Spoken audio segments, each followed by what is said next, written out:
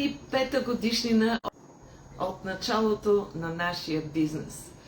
5 години в дигиталното пространство, които ни върнаха в България.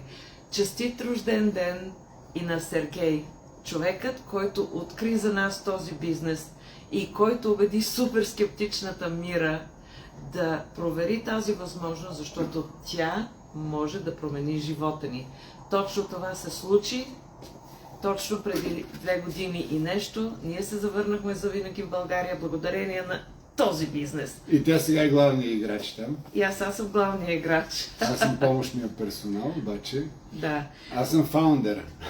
Точно така. В момента сме в София, може би виждате някъде там телевизионната кула, не знам дали се вижда.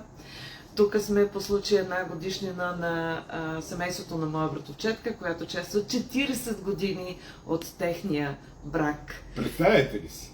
40 години. Много ли са, малко ли са? Не знам, при нас са 20. Ами коментирайте, Да. според вас 40 години брак много ли са, малко ли са?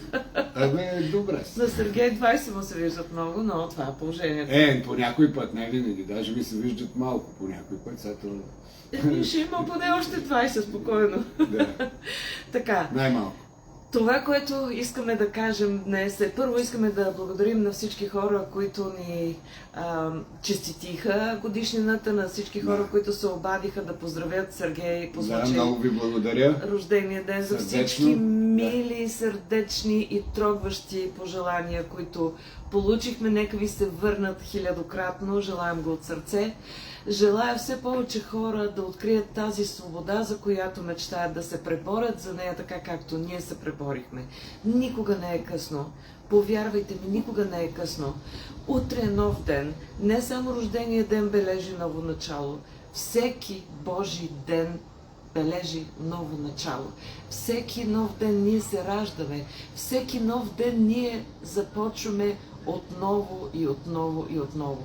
И не само всяка сутрин, всеки час, всяка минута ние можем да поставим началото на нещо ново. Така че никога не е късно. Помислете за това. Поставете ново начало. Ако не харесвате някакъв аспект в живота си, променете го. Извоювайте промяната, за която мечтаете. Не се случват нещата тук така.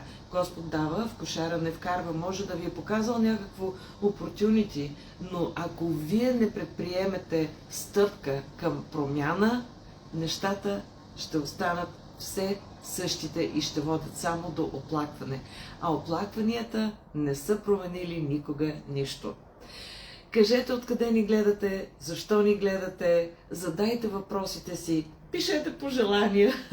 И ние ще ви отговаряме. И ние ще ви отговаряме. А сега ние изчезваме, защото закъсняваме за купон. Пожелайте ни весело изкарване, на вас успехи, обичаме ви, обичайте си и вие. И благодарим, че ни гледате. Благодарим, че ни гледате. Чао, чао! Чао!